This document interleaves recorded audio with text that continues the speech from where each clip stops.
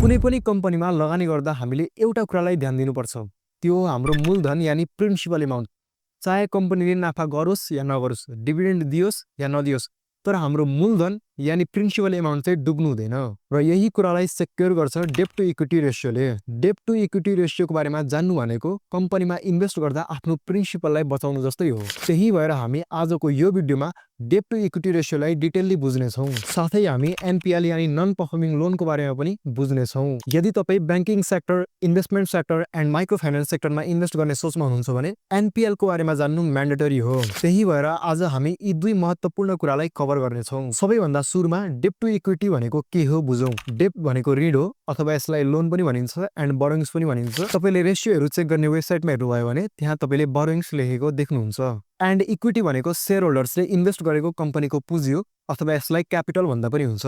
अहिले सजिलो तरिकाले यसलाई यसरी नै बुझौँ। यदि तपाईँ यसको बारेमा डिटेलली हेर्न चाहनुहुन्छ भने भिडियोको लिङ्क डिस्क्रिप्सनमा छ, त्यहाँबाट तपाईँले यसलाई डिटेलली बुझ्न सक्नुहुन्छ।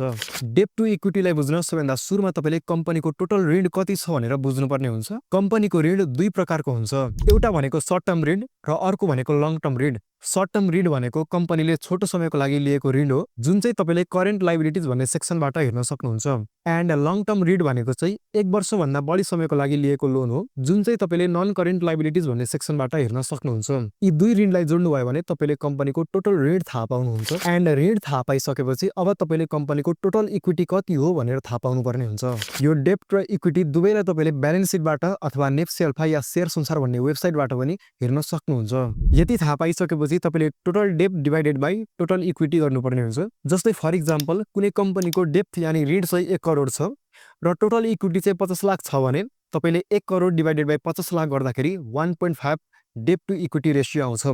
यो भनेको चाहिँ अनकम्फर्टेबल वा भनौँ डेन्जर साइन हो, किनकि यो कम्पनीको चाहिँ टोटल क्यापिटल भन्दा चाहिँ ऋण बढी छ। र यदि कुनै देशको अर्थव्यवस्था नै असामान्य भयो र कम्पनी खारेजीमा जाने भयो भने कम्पनीले आफ्नो सबै सम्पत्ति गुमाउँछ र उल्टे 50 लाख नेगेटिभमा हुन्छ, किनकि यहाँ ऋण बढी छ। त्यस्तै अर्को सिनारियोमा चाहिँ कुनै कम्पनीको टोटल डेब्ट चाहिँ 50 लाख छ र इक्विटी क्यापिटल चाहिँ 1 करोड छ भने यसको डेब्ट टु इक्विटी रेसियो 0.5 हुन्छ। यानी यो कम्पनी चाहिँ सेफ छ वा भनौँ कम्फर्टेबल पोजिसनमा छ, किनकि कथम कदाचित यो कम्पनी खारेजीमा जाने भयो भने पनि यो कम्पनीसँग इनफ क्यापिटल छ कि उसले आफ्नो ऋणलाई तिर्न सकोस् र क्यापिटल सरप्लस पनि रहन्छ। सजिलो भाषामा बुझ्दाखेरि चाहिँ कुनै कम्पनीको डेब्ट टु इक्विटी रेसियो बिलो 1 छ अथवा 1 भन्दा कम छ भने चाहिँ त्यसलाई राम्रो मानिन्छ अथवा त्यसलाई सेफ मानिन्छ। एन्ड एबोभ 1 छ अथवा 1 भन्दा माथि छ भने चाहिँ त्यसलाई अनकम्फर्टेबल वा भनौँ असुरक्षित मानिन्छ। यसरी चाहिँ तपाईँले सबैभन्दा सजिलो तरिकाले कुनै पनि कम्पनीको इक्विटी बढी छ कि डेब्ट बढी छ भनेर थाहा पाउन सक्नुहुन्छ। एन्ड अब हामी एनपिएल भनेको के हो बुझौँ। एनपिएल भनेको नेपाल प्रिमियर लिग होइन, यो भनेको चाहिँ नन पर्फर्मिङ लोन हो। यदि तपाईँ कुनै commercial bank, development bank, micro finance अथवा कुनै फाइनेन्सियल इन्स्टिट्युसनमा इन्भेस्ट गर्ने सोचमा हुनुहुन्छ भने चाहिँ तपाईँको लागि यो एनपिएल भनेको सबैभन्दा सुरुमै चेक गर्नुपर्ने त्यस्तो इम्पोर्टेन्ट टर्म्स हो। यो एनपिएलले चाहिँ के दर्शाउँछ भन्दाखेरि कुनै पनि ब्याङ्कले जसलाई ऋण दिएको छ त्यो व्यक्तिले चाहिँ ब्याङ्कलाई फिर्ता दिएको छ कि छैन भन्ने कुरा देखाउँछ।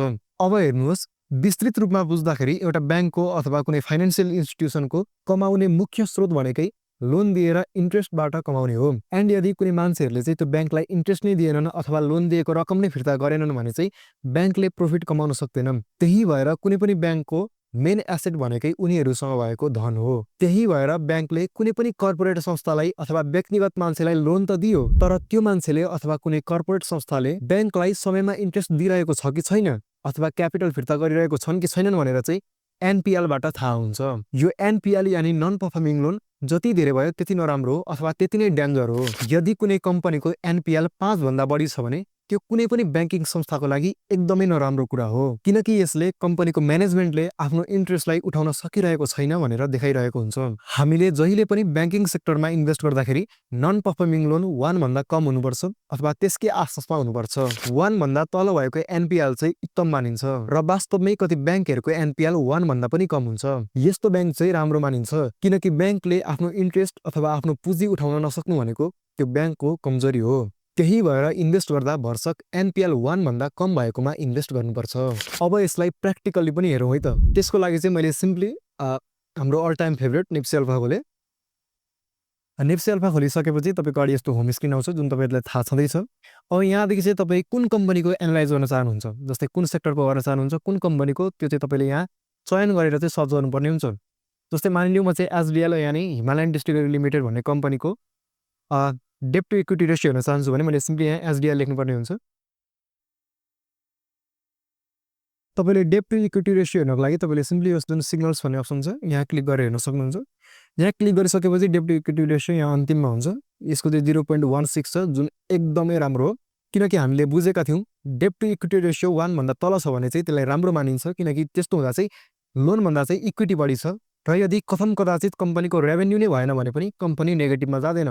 त्यही भएर चाहिँ यो कम्पनीको चाहिँ एकदमै राम्रो छ र सेक्टर लोमा पनि यही छ, जुन चाहिँ यो सेक्टरकै सबभन्दा राम्रो कम्पनी हो डेट टु इक्विटी रेसियोको हिसाबले गर्दाखेरि चाहिँ।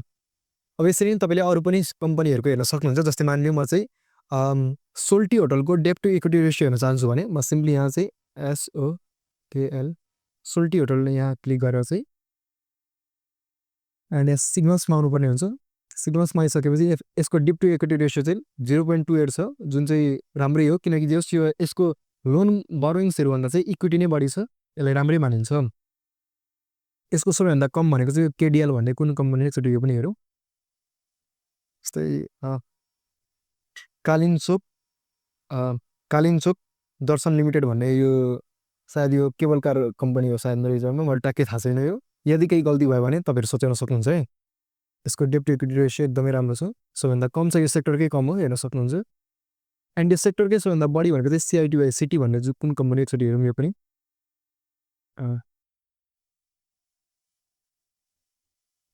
सिटी होटल लिमिटेड भन्ने छ, यो कम्पनीको चाहिँ इक्विटीभन्दा बढी चाहिँ ऋण बढी छ, त्यही भएर यसको चाहिँ यो डेट टु इक्विटी रेसियो चाहिँ 1 भन्दा बढी गयो। यदि मानौँ यो कम्पनीको चाहिँ रेभेन्यू नै भएन, कुनै ठप्पै भयो भने चाहिँ यो कम्पनीको चाहिँ ऋण धेरै भएकाले नेगेटिभमा जान सक्छ, त्यही भएर यस्तो कम्पनीहरूमा चाहिँ डर हुनसक्छ। जस्तै कोभिडको समयमा तपाईँहरू आफै अन्दाज गर्न सक्नुहुन्छ, यो होटल सेक्टर माथि होटल एन्ड टुरिज्म सेक्टरलाई धेरै इफेक्ट गरेको थियो कोभिडको टाइममा। त्यस्तो हुँदाखेरि त्यो अवस्थामा चाहिँ यो कम्पनीको चाहिँ रेभेन्यूहरू यदि तल गइदियो भने चाहिँ जो इन्भेस्टर छ उसलाई भारी पर्न सक्छ। त्यही भएर चाहिँ यस्तो अवस्थाको लागि चाहिँ हामीले डेट टु इक्विटी रेसियोलाई हेर्नुपर्ने हुन्छ। अब हामी एनपिएललाई एनालाइज गर्नेछौँ। एनपिएल चाहिँ तपाईँले फाइनेन्सियल इन्स्टिट्युसनहरूमा मात्रै देख्नुहुन्छ। तपाईँले जस्तै म्यानुफ्याक्चरिङमा आएर हाइड्रो पावर सेक्टरमा आएर चाहिँ हेर्नुभयो भने देख्नुहुन्न। जस्तै म तपाईँलाई देखाइदिन्छु, मैले फाइनेन्सियलमा क्लिक गरेँ, यहाँ तपाईँले हेर्न सक्नुहुन्छ यहाँ एनपिएल भन्ने अप्सन कहीँ पनि छैन, किनकि यो होटल एन्ड टुरिज्म सेक्टरको कम्पनी भयो, त्यही भएर चाहिँ यसमा एनपिएल हुँदैन। तर मानिलिउँ मैले वहीँ ग्लोबल IME ब्याङ्क सर्च गरेँ भने चाहिँ एन्ड म यसको सिग्नल्स फाइनेन्सियलमा गयो भने चाहिँ यहाँ तपाईँले हेर्न सक्नुहुन्छ, यहाँ तलतिर चाहिँ CARदेखि तलतिर चाहिँ एनपिएल दिएको हुन्छ, जुन यसको चाहिँ 4.98% छ। यो एकदमै धेरै हो। मैले भनेको थिएँ तपाईँहरूलाई एकभन्दा माथि हुनु भनेको चाहिँ त्यो डेन्जर नै मानिन्छ, किनकि यो कम्पनीले उठाउन सकिरहेको छैन आफ्नो लोनहरूलाई, आफ्नो कर्जाहरूलाई, ब्याजहरूलाई चाहिँ अरू व्यक्तिबाट, जुन ऋण लिएका व्यक्तिहरूबाट चाहिँ उनीहरू उठाउन सकिरहेको छैन यो कम्पनीले।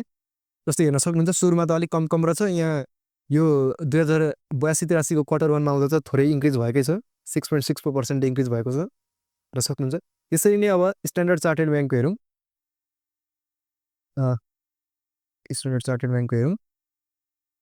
यो कम्पनीको फाइनेन्सियलमा क्लिक गरेँ।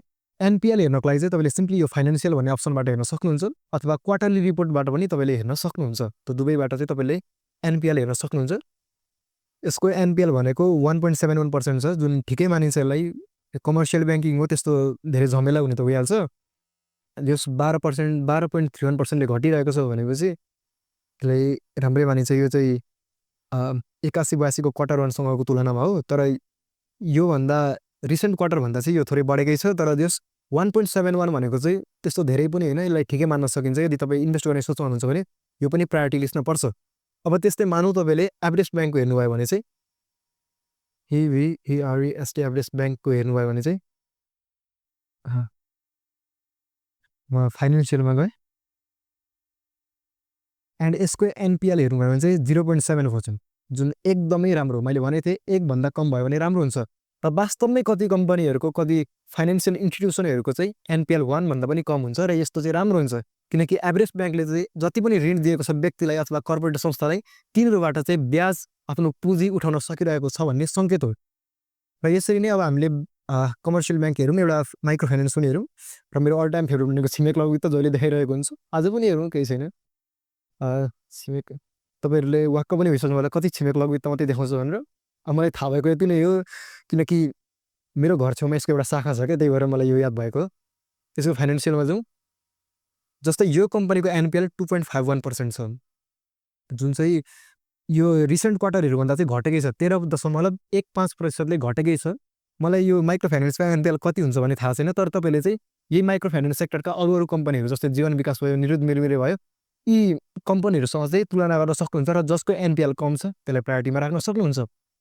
आशा छ तपाईँले NPL and debt to equity रेसियोलाई प्र्याक्टिकल्ली पनि कसरी एनालाइज गर्ने भन्ने कुरा बुझ्नुभयो। एन्ड आजलाई यति नै सिकौँ। भोलिको भिडियो हाम्रो लागि एकदमै इम्पोर्टेन्ट छ एन्ड एकदमै राम्रो छ, मेरो फेभरेट पनि हो। भोलि हामी प्रफिट एन्ड लस स्टेटमेन्टको बारेमा बुझ्नेछौँ। यदि मैले फन्डामेन्टली एनालाइज गर्नु पर्यो भने चाहिँ म प्रफिट एन्ड लस स्टेटमेन्ट चाहिँ अलवेज म त्यसलाई छुटाउँदिनँ, किनकि त्यो हेर्न सजिलो पनि छ, एकदमै सजिलो पनि छ र हेर्न मजा पनि आउँछ र त्यो बुझ्नुभयो भने तपाईँलाई वास्तवमै धेरै कुराको ज्ञान हुन्छ। यो त यहाँबाट पो आएको रहेछ भन्ने कुराको बोध हुन्छ। सो भोलि भेट्नेछौँ। आजलाई यति नै सिकौँ। धन्यवाद।